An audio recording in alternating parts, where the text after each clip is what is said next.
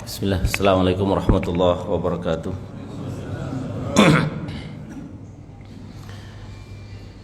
Innal hamdalillah nahmaduhu wa nasta'inuhu wa nastaghfiruhu wa natubu ilaihi wa na'udzu billahi min syururi anfusina wa min sayyiati a'malina may yahdihillahu fala mudilla lahu wa may yudlil fala hadiyalah. Asyhadu an la ilaha illallah wahdahu la syarika lah wa asyhadu anna Muhammadan abduhu wa rasuluhu la nabiyya ba'da. Allahumma sallim wa sallim ala habibina al-Mustafa Muhammadin sallallahu alaihi wasallam wa ala alihi wa sahbihi wa man tabi'ahu bi ihsanin ila yaumiddin. La haula wala quwwata illa billah. Jamaah salat subuh yang dirahmati Allah Subhanahu wa taala. Hari ini kita berada di bulan Rabiul Awal dan sebagian kita atau kaum muslimin di Indonesia merayakan Maulidur Rasul sallallahu alaihi wasallam. Jemaah yang dirahmati Allah Subhanahu wa taala, tetapi kita tidak akan membahas tentang tema itu. Kalau Bapak Ibu mau lebih lengkap kemudian informasi terkait dengan masalah itu, silakan baca Quran surah ke-7 ayat 157. Surah ke-7 ayat 157 kaitan dengan informasi Quran terhadap Banu Israel yang termaktub dalam kitab Taurat dan Injil. Yang termaktub dalam kitab Taurat dan Injil berserta sifat Nabi akhir zaman yang akan turun menjadi khatimun Nabi. Ya, ciri-cirinya lengkap. Bahkan Nabi Isa kemudian disampaikan dalam Quran mubasysyirin wa mundzirin ya'ti min ba'dihi ismuhu Ahmad. Bahkan disebutkan namanya jauh sebelum Nabi Muhammad lahir. Bahkan antara Nabi Muhammad dengan Nabi Isa itu 600 tahun lamanya. Jadi ya, kalau hari ini kemudian kita pengen mengenal Nabi, maka hendaknya kita membaca sirah nabawiyah, tarikh para nabi, tarikhnya Rasul sallallahu alaihi wasallam. Bapak Ibu yang dirahmati Allah Subhanahu wa taala, izinkan pada pagi hari ini kita sudah membahas kitab Syama'il Muhammadiyah dari A sampai Z, dan hari ini kita berpindah kepada kitab Al-Qasasu fil Quran, yaitu kisah-kisah inspiratif dalam Al-Quran. Bapak Ibu yang dirahmati Allah Subhanahu wa taala, kita akan mengkisahkan kisah 25 nabi dan rasul yang wajib diimani. Bapak Ibu, nabi dan rasul yang Allah utus di muka bumi itu berjumlah ada 124.000 nabi, 315 rasul. Dan ini dikonfirmasi dalam banyak riwayat Nabi sallallahu alaihi wasallam. Ada yang kemudian diceritakan namanya, ada juga yang tidak diceritakan namanya. Bapak Ibu yang dirahmati Allah Subhanahu wa taala, nabi yang pertama kali Allah utus dan ini wajib diimani adalah Nabi Adam. Beliau diberi gelar dengan Abul Bashar, bapaknya manusia. Dan di antara makhluk awal-awal yang diciptakan 3. Sebagaimana riwayat Imam Muslim dari Sayyidina Aisyah radhiyallahu taala anha qalat, qala Rasulullah sallallahu alaihi wasallam, khuliqatil malaikati min nurin. Sesungguhnya para malaikat itu diciptakan dari cahaya. Dan sifat malaikat itu disebutkan dalam Al-Quran, sebagaimana surah yang dibaca tadi oleh imam. Surah yang dibaca oleh imam. Surah apa Bapak Ibu? Hah? Surah At-Tahrim.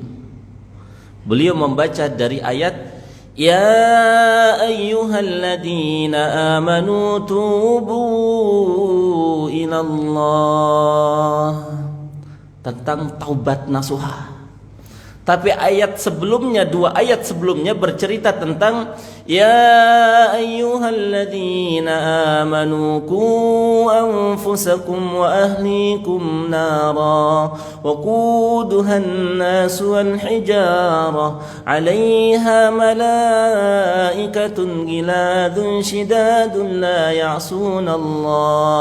لا يعصون الله ما أمرهم ويفعلون ما يؤمرون. Dua sifat malaikat disebutkan di sini Bapak Ibu. Yang malaikat ini adalah di antara awal-awal makhluk yang diciptakan Allah Subhanahu wa taala. Pertama adalah la ya'sunallah. Para malaikat itu kemudian tidak punya ambisius untuk bermaksiat kepada Allah. Jadi pada malaikat itu Bapak Ibu yang jumlahnya jutaan itu kemudian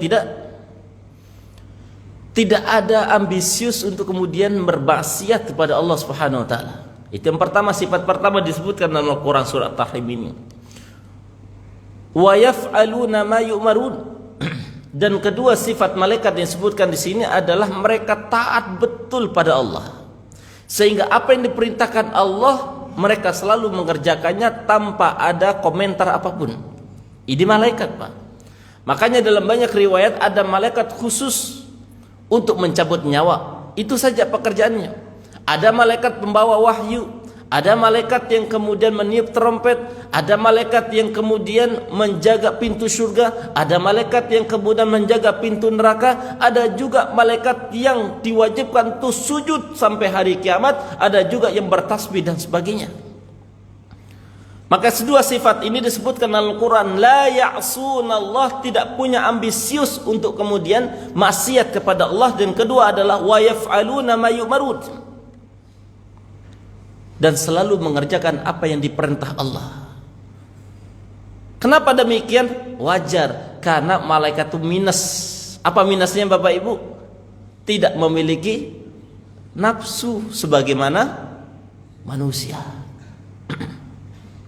Yang kedua, kata Sayyidina Aisyah radhiyallahu taala ketika meriwayatkan ini, Nabi sallallahu alaihi wasallam bersabda, "Wa khuliqal jannu min marijim min nar."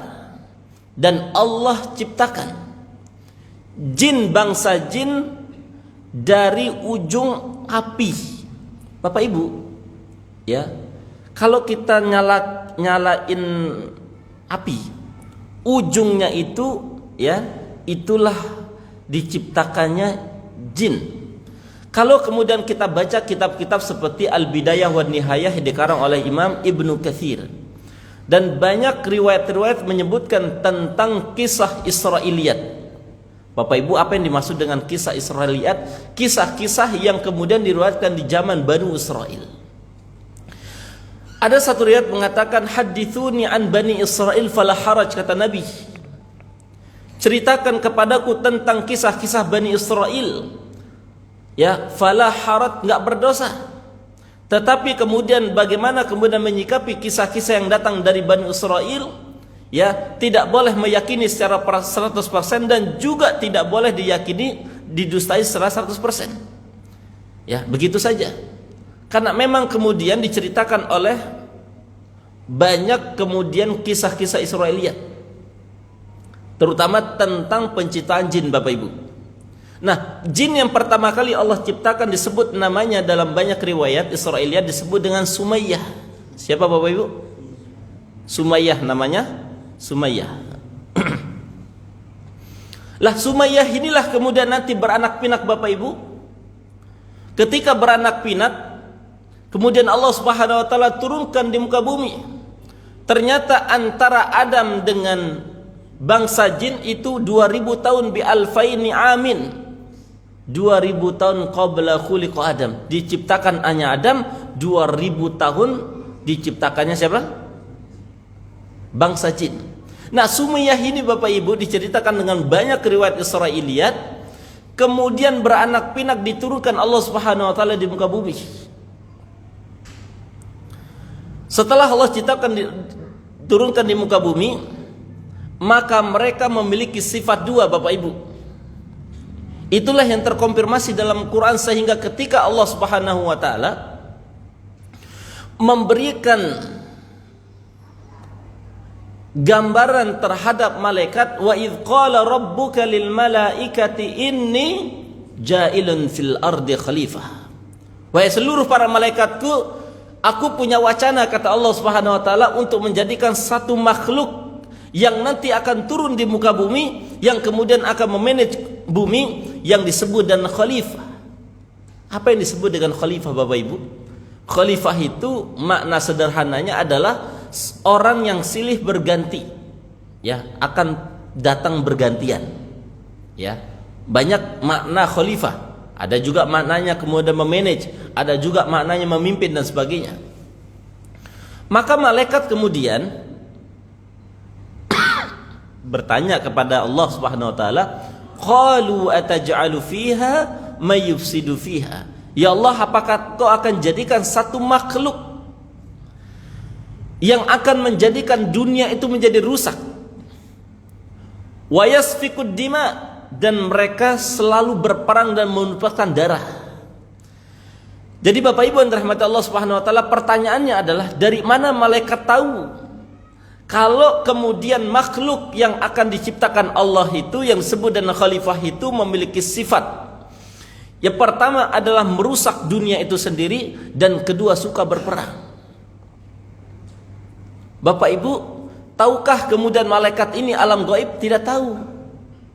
Tetapi pertanyaannya kemudian, bagaimana kemudian para malaikat ini tahu? Karena ada historical sebelumnya. Apa itu? Bangsa jin itu memiliki sifat kasar dan suka berperang, Bapak Ibu. Nah, ini ada cerita yang sangat menarik, dan cerita ini dikonfirmasi dengan banyak riwayat Israiliyat tentunya, dan para ulama juga kemudian meriwayatkannya. Nah, ketika Allah Subhanahu wa taala menurunkan bangsa jin, keturunannya Sumayyah itu di muka bumi, Bapak Ibu, maka Allah Subhanahu wa taala ya jadikan mereka itu berperang, sehingga dunia ini kemudian ya rusak, dibikin oleh bangsa jin, Bapak Ibu. Maka Allah Subhanahu wa taala perintahkan malaikat untuk mengambil anak jin yang kemudian dibesarkan di samaud dunia, dan kata para ulama, dia menjadi min khawaizid dunia, dan dia menjadi penghuni dunia dan penghuni langit. Itulah nanti yang disebut dengan Azazil. Siapa Bapak Ibu? Azazil ini dididik oleh malaikat sampai kemudian tumbuh besar, kemudian taat begitu luar biasa kepada Allah Subhanahu wa taala. Nah, Azazil inilah yang kemudian nanti mampu mengakses surga, Bapak Ibu. Mampu mengakses surga. Ketika kemudian Allah Subhanahu wa taala berfirman kepada malaikat dulu, wa idz qala rabbuka lil malaikati inni ja'ilun fil ardi khalifah. Maka disitulah kemudian ya Azazil ini, anak jin tadi yang diangkat ke langit dunia tadi oleh para malaikat dengan perintah Allah itu, kemudian dibesar ditumbuhkan Allah Subhanahu wa taala menjadi jin yang paling taat pada Allah Subhanahu wa taala, tetapi ini adalah menjadi cikal bakalnya iblis. Jadi Bapak Ibu, jin itu zatnya, iblis itu sifatnya, setan itu sifatnya. Sehingga Nabi sallallahu alaihi wasallam menyebutkan setan, iblis itu bisa melekat pada tiga. Satu, kepada jin itu sendiri, dua, pada manusia, dan ketiga, pada hewan.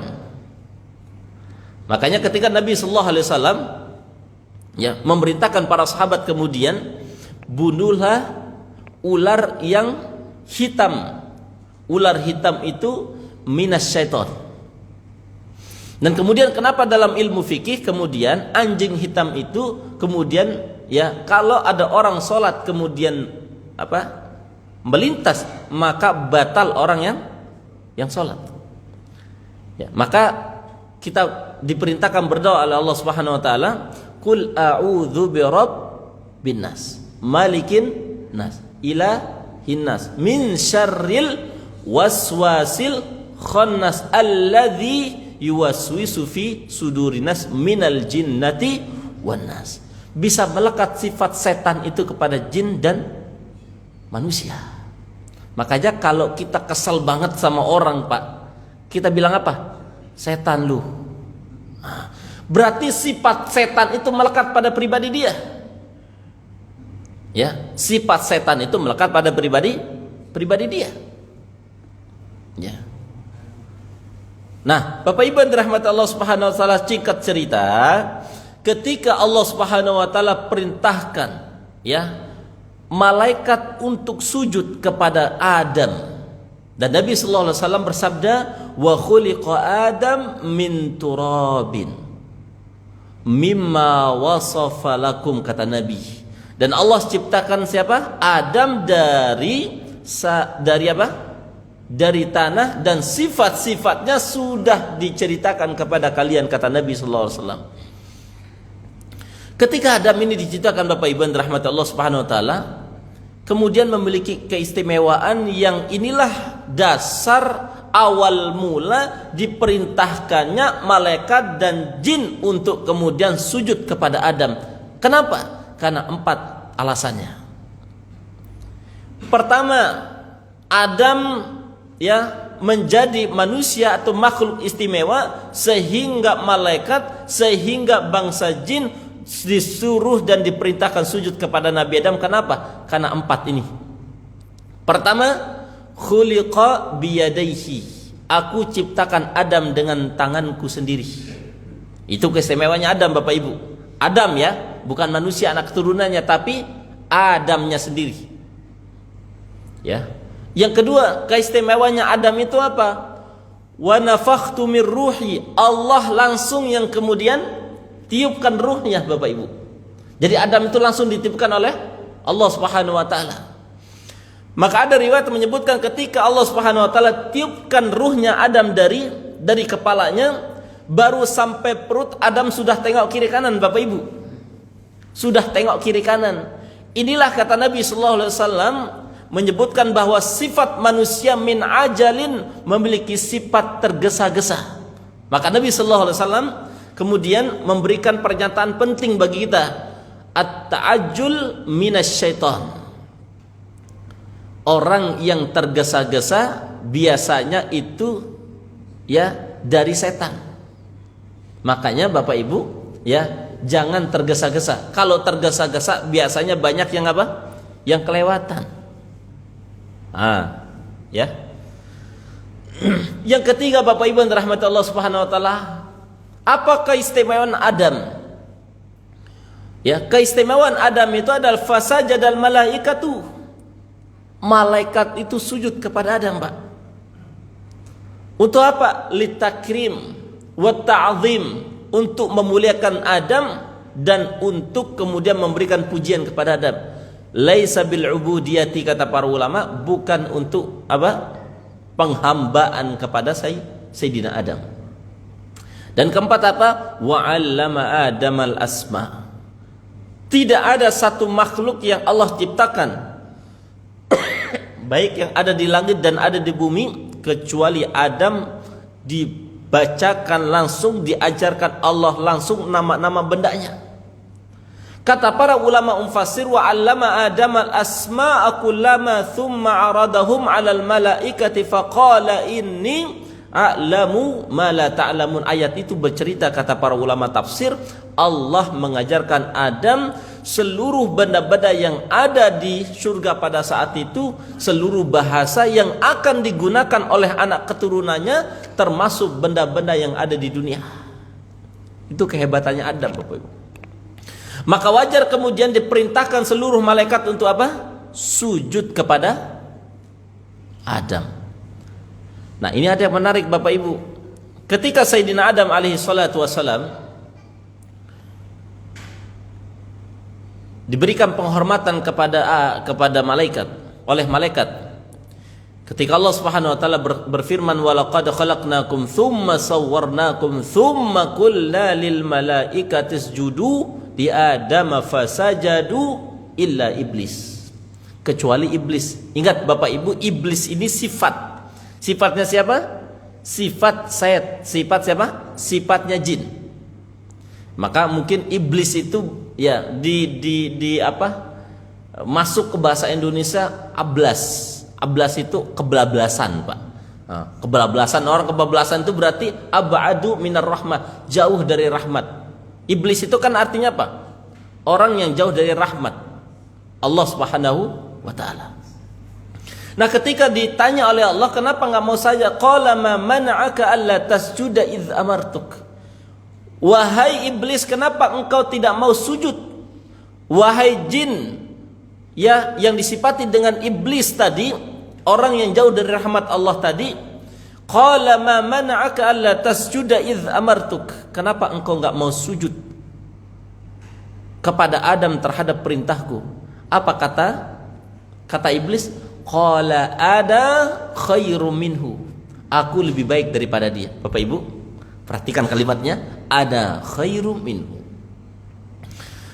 Ada 3 kata ana, dan ini pernah diucapkan oleh orang-orang yang kemudian ya hina di hadapan Allah, hina di hadapan manusia, hina di hadapan makhluk Allah. Siapa itu? 3. Pertama iblis, ana khairum minhu, aku lebih baik daripada dia. Siapa itu? Ucapan iblis. Yang kedua, orang yang terbiasa menggunakan kata saya atau ana, itu adalah Fir'aun. Fir'aun mengatakan ana rabbukumul a'la, aku itu adalah Tuhan yang paling tinggi. Ketiga, kosakata yang sering diucapkan oleh ya menggunakan kata ana itu siapa? Saya itu siapa? Qarun. Ya. Saya mendapatkan semua ini atas ilmuku, kata siapa? Kata Qarun. Kalau hari ini ada di antara kita, mohon maaf Bapak Ibu, nggak akan jadi di masjid ini Pak Ustadz kalau bukan saya dulu yang ngurus. Itu. Nggak akan ada majelis taklim nih Pak Ustadz kalau bukan saya dulu menginisiasi. Nggak akan ada itu Pak Ustadz, apa namanya? Di luar itu Pak, payung itu kalau bukan saya dulu yang nyumbang nih Pak Ustadz. Berarti dia orang keempat setelah iblis, setelah Fir'aun, dan setelah Qarun Pak. Itu orang keempat itu berarti Pak. Ya. Mohon maaf ya Bapak Ibu, seringkali kata ana khairum minhu ini menjadi ya tidak sengaja kita sudah meminjam kosakatanya 3 makhluk tadi. Siapa? Iblis, Fir'aun, Qarun. Ya. Bapak Ibu, maka dari sinilah Nabi sallallahu alaihi wasallam ya menyebutkan ana khairum minhu itu ada rasa kesombongan. Ya, ketika ayat itu bercerita ana khairum minhu khalaqtani min narin wa khalaqtahu min tin. Ketika ada kesombongan, disitulah kemudian dia jauh dari rahmat Allah. Maka kata Nabi sallallahu alaihi wasallam, Bapak Ibu, la yadkhulul jannah, enggak akan masuk surga. Ingat Bapak Ibu, tidak akan masuk surga. Siapa mereka? Man kada fi qalbihi mithqala dzarrah minal kibr. Ada orang di antara umatku yang kemudian memiliki sifat kesombongan di dalam hatinya, walau kana fi qalbihi mithqala dzarrah, walaupun setitik saja di dalam hatinya. Ini kata Nabi. Nah, lantas pertanyaannya begini Bapak Ibu, apa yang dimaksud dengan kibr? Apa yang dimaksud dengan sombong? Seringkali kemudian kita mendefinisikan makna sombong itu adalah ketika kita ketemu dengan saudara kita, kemudian kita tidak menyapa, sombong betul dia. Sombong betul Pak Haji itu. Kenapa? Enggak nengok-nengok. Sombong betul Pak Haji itu kenapa? Punya mobil baru enggak? Turunin kacanya. Sering kita bilang begitu Pak. Ternyata makna sombong itu kata para ulama, al-kibaru batarul haqq wa ghamdun nas. Makna sombong itu adalah al-kibaru batarul haq, orang yang tidak mau menerima kebenaran. Itu pertama, makna sombong. Yang kedua adalah wa ghamtun nas, suka melecehkan dan suka merendahkan orang lain. Kalau dua sifat ini kemudian melekat pada dirinya, maka fix dia adalah orang yang berlaku sombong. Nah, dan biasanya orang ini ya tidak suka kemudian dikasih nasihat, apalagi orang yang lebih rendah daripada dia, lebih muda daripada dia, lebih miskin daripada dia, ya, lebih sedikit ilmunya dan sebagainya, tidak terpandang dan sebagainya. Inilah menyebabkan mereka kemudian tidak mau menerima nasihat itu, karena merasa ana khairum min, aku lebih baik daripada dia. Ngapain gue dengar pengajiannya, ngapain kita datang ke majelisnya, ya, dia anak baru kemarin tuh Pak Haji, ya, masa kita ngaji sama dia? Kalau level kita ini ngajinya sama yang besar-besar. Nah ini jangan-jangan kemudian hatinya sudah mewarisi sifat daripada siapa? Iblis. Bapak Ibu, dari inilah kemudian Allah Subhanahu wa taala mengatakan kepada iblis tadi, qala fahbit minha fama yakunu laka an tatakabbara fiha fakhruj innaka minas sagirin. Bapak Ibu, wahai iblis, karena enggak taat kepadaku, maka engkau hari ini engkau termasuk orang dilaknat dan turun, kata Allah Subhanahu wa taala, dari mana? Dari surga. Bayangkan, iblis itu Bapak Ibu pernah di surga. Iblis itu pernah menikmati surganya Allah Subhanahu wa taala. Karena ada rasa sombong diturunkan Allah. Kita belum menikmati surga sudah betantang-petenteng Bapak Ibu. Gimana mau naik? Orang yang pernah sombong aja diturunin, ya, menikmati seluruh kenikmatan surga. Ini ada yang kemudian nggak pernah menikmati surga kemudian petantang-petenteng, gimana mau naik? Orang yang pernah menikmatinya aja disuruh turun. Nah, maka dia minta proposal, ajukan proposal.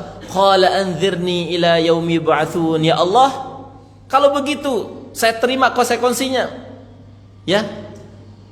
Sebelum itu kata iblis ini, qala fabima aghwaytani la aqudanna lahum siratakal mustaqim. Ya Allah, karena engkau yang menjadikan aku terhina. Tuh bayangkan Bapak Ibu, iblis ini berbuat sendiri tapi orang lain disalahin.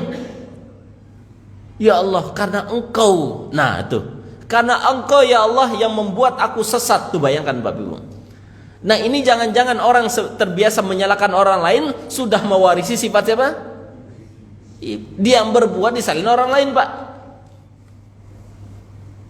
Maka dia minta. Nah ini kecongklakannya, Pak. Udah diusir, nyalahin orang lain, minta lagi, Pak. Apa mintanya? Qala anzirni ila yaumi yub'atsun. Ya Allah masih mengatakan qala rabbi anzirni ila yaumi yub'atsun. Qala anzirni ila yaumi yub'atsun. Kalau begitu panjangkan usiaku. Maka Allah jawab, Qala innaka minal munzarin. Oke, kalau gitu kata Allah, aku akan panjangkan usiamu. Bapak Ibu, ini ada riwayat. Ketika Nabi sallallahu alaihi wasallam pergi ke negeri Taif, bertemu dengan orang Taif dengan harapan Nabi sallallahu alaihi wasallam diterima dakwahnya di negeri Taif. Maka orang-orang Taif kemudian melempari Nabi dengan batu dan mengatakan hajar hadza rajulun majnun, ini orang gila ini. Maka dilempar beberapa para sahabat dan Nabi sallallahu alaihi wasallam kakinya kemudian terkena lemparan batu sampai bercak darah, Bapak Ibu. Maka Nabi sallallahu alaihi wasallam pergi, ya, menghindari kampung tersebut, negeri Taif tersebut. Maka Nabi sallallahu alaihi wasallam kemudian berteduh di sebuah kebun. Nah, di kebun itulah Nabi sallallahu alaihi wasallam bersender kemudian membaca surah Ar-Rahman. Ketika surah Ar-Rahman dibacakan, Bapak Ibu, maka sekelompok jin kemudian lewat. Kemudian mendengarkan ayat yang dibaca, maka Allah Subhanahu wa taala turunkan satu surah namanya surah Al-Jin. Surah apa? Al-Jin. Bapak Ibu, ya, ternyata jin yang datang dan beriman kepada Nabi pada saat itu adalah jin yang berasal dari kota Yaman, dari Hadratul Maut. Ternyata jin ini adalah jin yang pernah hidup di zaman Nabi Nuh alaihi salatu wasalam. Coba bayangkan Bapak Ibu, Nabi yang paling dekat dengan Nabi Muhammad siapa? Nabi Isa. Jarak antara Nabi Isa dan Nabi Muhammad kira-kira 600 tahun. Nabi Isa di atasnya itu ada Nabi Zakaria, walaupun kemudian seusia, ya, maksudnya semasa, ya. Nabi Zakaria, Nabi Yahya, Nabi Isa itu semasa Bapak Ibu, ya. Zakaria memiliki anak namanya Yahya. Di atasnya itu apa, siapa? Sulaiman. Di atasnya ada Daud. Mertuanya ada raja namanya Tolut. Di atasnya adalah Yahuda. Kemudian di samping-sampingnya ada Musa, kemudian ada Harun, ada yang lain-lain. Di atasnya Nabi Ishak, di atasnya Nabi Yakub, di atasnya Nabi Ibrahim. Ya, ada Azar, kemudian ada Nuh alaihi salatu wasalam. Ada anak Nabi Nuh, ada Sem dan ada Nuh alaihi salatu wasalam. Jauh sekali Bapak Ibu. Itu hidupnya jin ini yang beriman kepada Nabi sallallahu alaihi wasallam di kota Taif. Maka wajar kalau kemudian, ya, jin itu memiliki kehebatan yang tidak dimiliki oleh manusia dalam menggoda manusia. Maka kita ini Bapak Ibu jangan pernah sekali-kali kemudian merasa hebat, ya, diajak oleh teman, ayo kita pergi ke kemana, kemana, diskotik, nggak usah minum air putih aja. Oh, merasa kuat imannya. Ingat Bapak Ibu, orang yang menggoda kita ini jauh lebih senior daripada kita. Bayangkan hidup di zaman Nabi Nuh, ya, bertemu Rasul sallallahu alaihi wasallam.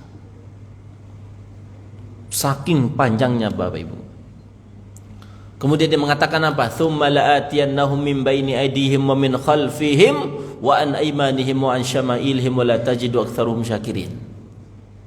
Saya akan datangi anak Adam itu dari depan belakang kiri kanan sampai mereka tidak beriman ya Allah. Tuh kata siapa? Kata iblis. Percakapan ini direkam oleh Quran Bapak Ibu dan diinformasikan kepada Rasul sallallahu alaihi wasallam dan kepada umat akhir zaman seperti kita ini. Maka Bapak Ibu, ya, ketika Nabi Adam alaihi salatu wasallam menikmati seluruh kenikmatan surga, kata Allah, wala taqrabu hadhihi syajarah fatakuna minadh dhalimin. Oh, ternyata khilaf dia. Kenapa khilaf? Karena godaan siapa tadi? Godaan iblis. Maka Allah Subhanahu wa taala turunkan Sayyidina Adam dan Hawa, dan kemudian kalimat yang pertama kali Adam ucapkan apa Bapak Ibu? Ketika Quran mengatakan fatalaqa Adamu min rabbih kalimatin fataba alaihi innahu huwat tawwabur rahim. Kalimat, kata para ulama di sini, ya, ketika menafsirkan kalimat, ketika Adam alaihi salatu wasallam turun di muka bumi, ada yang mengatakan di mana turunnya Adam, ada yang mengatakan di Sri Lanka, ada yang mengatakan di Hindia. Ya. Ada yang mengatakan di Palestina. Ya. Tetapi banyak riwayat yang menguatkan di India. Di mana? Di mana? Hindia. Ya. Bertemunya dengan Hawa nanti di mana? Di Arafah. Ya, di Arafah. Maka kalimat yang pertama kali Adam ucapkan ketika turun di muka bumi apa Pak? Rabbana zalamna anfusana wa illam taghfir lana wa tarhamna lanakunanna minal khasirin. Ini ucapan pertama kali Sayyidina Adam ketika turun di muka bumi Bapak Ibu. Rabbana zalamna anfusana wa illam taghfir lana wa tarhamna lanakunanna minal khasirin. Apa artinya? Rabbana, wahai Rabbku, ya Allah, zalamna, kami menzalimi diri kami sendiri.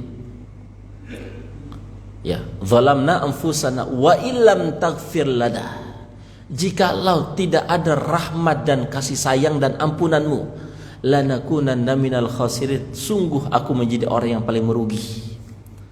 Maka kalimat ini kata para ulama kalau dibaca tidak ada alasan bagi Allah untuk tidak menerima dan tidak menerima taubat manusia. Makanya kita mau bertobat baca doa Nabi Adam ini, Rabbana zalamna anfusana wa illan taghfir lana wa tarhamna lanakunanna minal khasirin. Maka Bapak Ibu, apapun hajatnya, kalau dibacakan doa-doa seperti ini, seperti doanya Nabi Yunus alaihissalatu wassalam, la ilaha illa anta subhanaka inni kuntu minadh dhalimin. Ya, baca doa-doa seperti ini, maka tidak ada alasan bagi Allah untuk tidak menerima doa seseorang. Bapak Ibu, nanti kajian-kajian kedepannya kita akan membahas satu persatu dari para nabi. Nabi yang 25 yang terkonfirmasi dalam Al-Quran. Maka kitabnya berjudul Al-Qasasu fil Quran, kisah-kisah inspiratif dalam Al-Quran. Dan pertemuan berikutnya insyaallah Bapak Ibu kita akan membahas siapa nama anak-anak Nabi Adam dan anak Sayyidah Hawa yang turun di muka bumi ini dan menjadi manusia yang kemudian hidup di muka bumi ini. Saya kasih bocoran Bapak Ibu, Hawa ketika ketemu dengan Adam, semasa hidupnya, beliau memiliki 40 anak. Semuanya kembar. Berarti anaknya 40, berarti berapa kali melahirkan? 20 kali melahirkan Bapak Ibu. Makanya kalau ibu-ibu mau seperti Hawa, itu melahirkannya 20 kali. Setiap Hawa melahirkan, maka muncul 2 anak, 1 laki-laki, 1 perempuan kembar. 1 laki-laki, 1 perempuan kembar sebanyak 20 kali. Kok bisa beranak pinak? Setiap dari mereka silang pernikahannya. Siapa nama-nama mereka? Insya Allah kita akan bahas di pertemuan berikutnya. Kita akan bahas di pertemuan berikutnya. Saya kasih satu lagi clue untuk UTS nanti Bapak Ibu. Ada nama nabi yang Allah utus di antara Nabi Adam dan Nabi Idris. Kalau kita selama ini kan diajarkan Nabi Adam langsung Idris. Ternyata ada nabi di antara Nabi Adam dengan Nabi Idris. Siapa dia? Nabi Sis. Nabi Sis ini adalah nabi yang Allah utus setelah pembunuhannya dan perkelahian Qabil dengan Kabil. Dan meninggal salah satu daripada anak Nabi Adam ini, kemudian Allah lahirkan satu laki yang kemudian tidak ada kembarannya. Itu satu-satunya Pak. Jadi 21 kali melahirkan. Itulah Nabi Sis menjadi pelipur laranya Nabi Adam alaihissalatu wassalam karena anaknya terbunuh. Itulah kata Nabi yang mendapatkan 50 suhuf lembaran yang dikasih kepada Nabi siapa? Nabi Sis. Suhuf itu artinya lembaran-lembaran yang Allah utus di muka bumi ada 100 dan kitab itu ada 4. Jadi 104 yang Allah turunkan ke muka bumi kepada 124.000 nabi, 315 rasul Bapak Ibu. Nah, insyaallah kita akan membahasnya di bulan depan. Nah, karena ini sudah syuruk Bapak Ibu, saya izin sampai di sini karena mau keluar kota. Mohon maaf lahir dan batin. Semoga kita bisa ketemu di kesempatan yang akan datang dan insya Allah kita akan membahas nama-nama anak Nabi Adam dan di mana saja mereka hidup dan apa bahasa mereka. Nah, apa bahasa mereka? Sampai nanti ke Nabi Idris alaihi salatu wassalam. Hadanallahu wa iyyakum, assalamualaikum warahmatullahi wabarakatuh.